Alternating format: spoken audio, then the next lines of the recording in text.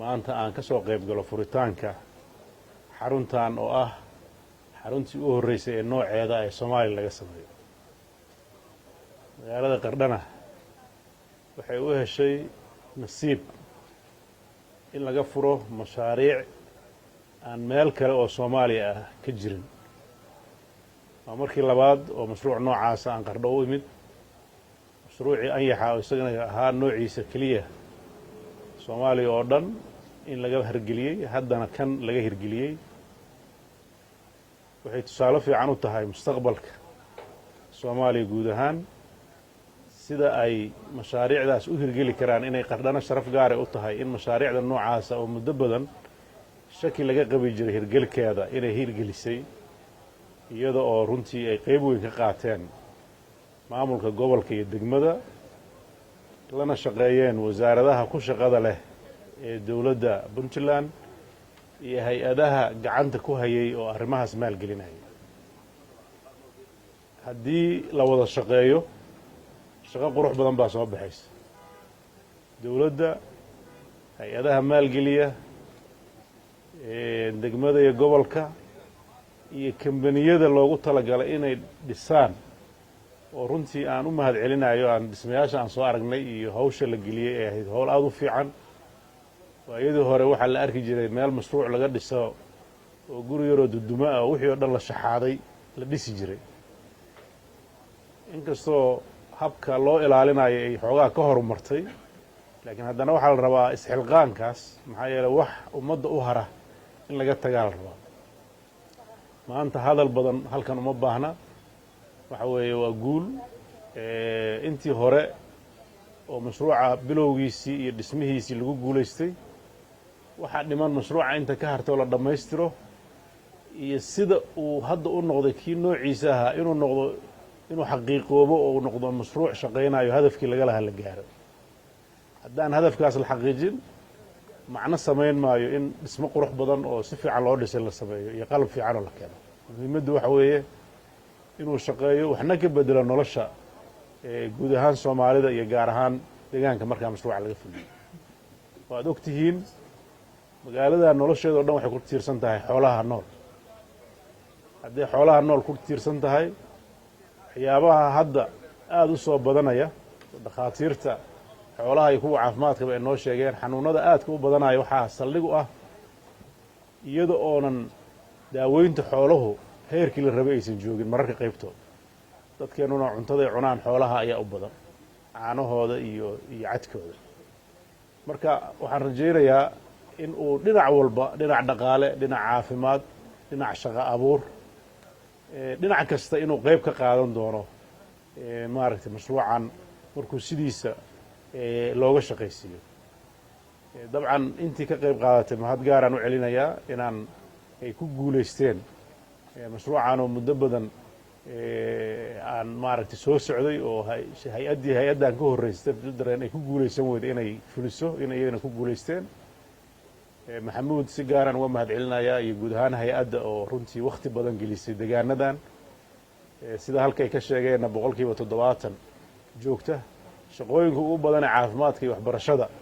ee dalka ka socdana ay gacan ka geystaan, ama ay noqdo hay-adaha keliya ee lagu aamino markii donorsku ay keenaan in ay shaqo hufnaantooda. annaguna runtii waxaan qiraynaa inay shaqo hufan oo wanaagsan ay qabteen, dhallinyaro war wanaagsan oo runtii shaqadaas aad moodid inay haldoorka ay mar walba isha ku haynayaan. waxaa la rabaa in qofka uu ka fiican yahay shaqaba shaqaday ka muhiimsan tahay loo dhiibo, si shaqooyinku ay horgalaan. jeclaysi iyo waxqaybsi iyo maaragtay habka aan u shaqayn jirnay muddadii burburka waxayna bareen. waxaan u baahnaa caqligaas inaan ka doogno. wuxuu markii la burburay dadku wuxuu isaga noqday waxay yaqaaneen. marka waxqaybsigii, marka biyaha la cabaayay lagu qaybsan jiray, haddii lagu dabaqo noloshii magaalada isma keenayso, caqabadaha ka imaanaya. maxaa yeelay nolosha magaalada iyo shaqooyinkan waxay u baahan yihiin xirfado. marka shaqo walba qof munaasabkeeday u baahan tahay.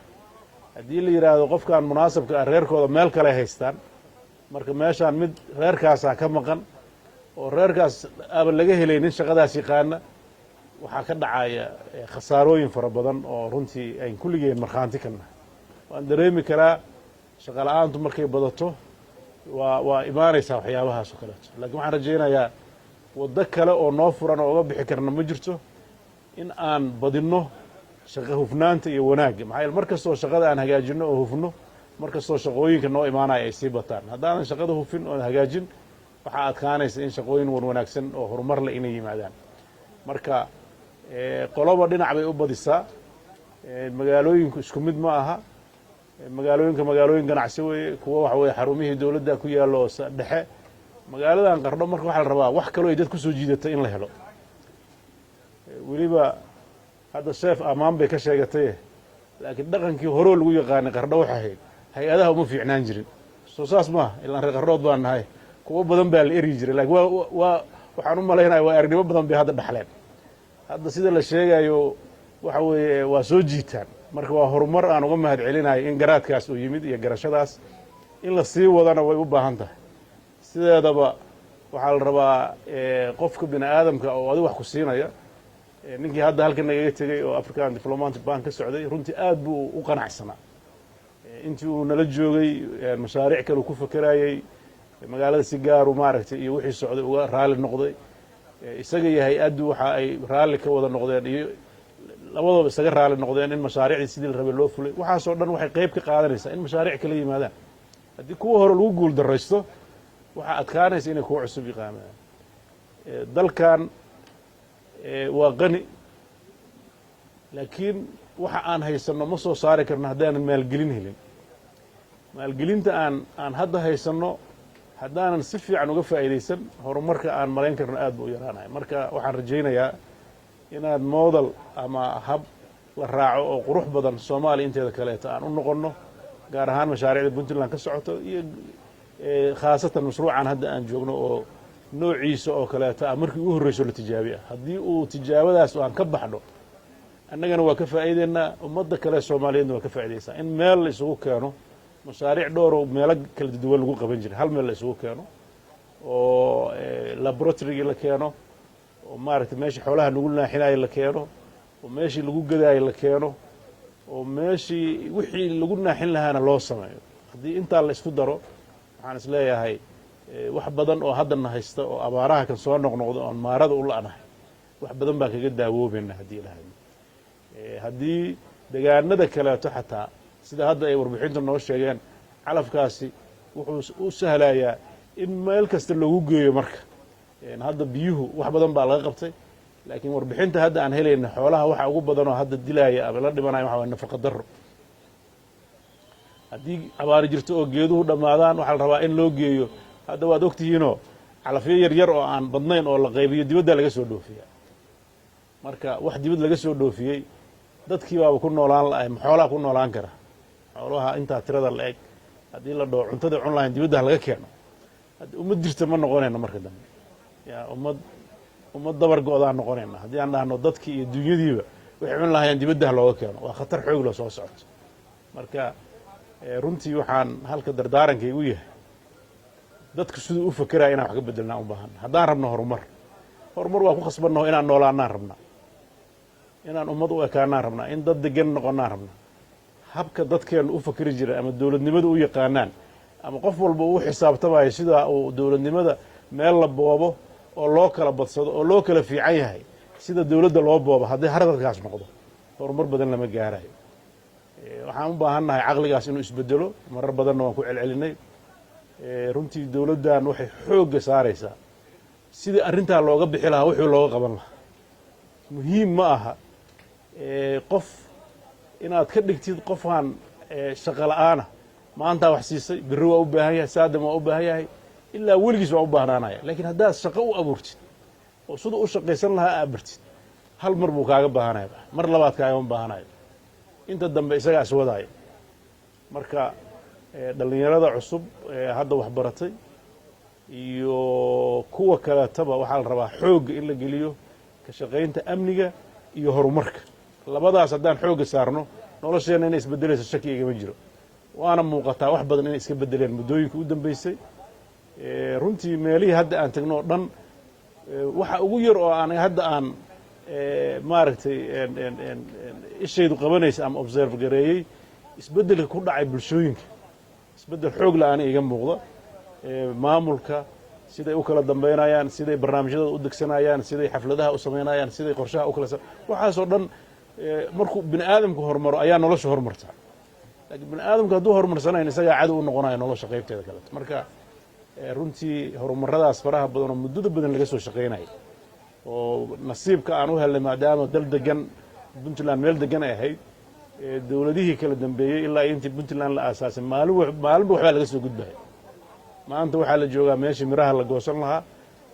inta hadda noolaana ilaahay calaf uga dhigay oo fursaddaas uu siiyey jiilkaas cusub hadda waxaan ku faraxsanahay in wasaaradda xanaanada ay leedahay ardadii jaamacadaha ka soo baxday oo waxay ka shaqeeyaan loo la'yahay waxaan xasuustaa halka iyadoo tirada puntland oo dhan joogta ee dhakhaatiirta caafimaadka ah aysan 10 ka badnayn marka la isku celceliyo mar dhow bay ahayd oon fogeyn oo marba meel loo daadgureeyo maantana waxa weeye degaan kasta iyo santar kasta waxaa la helayaa dhalinyaro ka shaqaysa oo maaragtay xirfadii leh oo weliba qualitygeedu uu aada u sarreeyo iyo sida ay maaragtay shaqada u qabanayaan marka aad baa u mahadsantihiin hay-adihii ka shaqeeyey iyo qandaraasi qaatayaashii hawshaa fuliyey iyo communitygii oo ay masalayaan mar walba golayaasha deegaanka iyo degmada iyo gobolka runtii wax badan baa qabsoomay waa malayn karaa dadkeenu dhaliisha kama dhammaato isfiirfiirsigu kama dhammaanayo laakiin waxaa muhiim ah waxyaabaha khaladaadka loo jeedo waxaa ka muhiimsan waxa wanaagsan ee la qabtay in la xuso marka shaqo fiican baad qabateen magaalada Qarrana si gaaraan uga mahad celinayaa runtii inay ammaantaas hesho maamul ahaan iyo bulsho ahaan oo ay mashaariicdu noqdaan mashaariic cid walba oo ka shaqaynaysa ay ku qanacsan tahay waddadaas waa waddooyinka horumarka iyo fursadaha mustaqbalka aan rajaynayno marka aad baad u mahadsantihiin annagana waa ku faraxsannahay runtii in aan la joogno oo horumarkaas socdo aan qayb ka ahaano in la joogno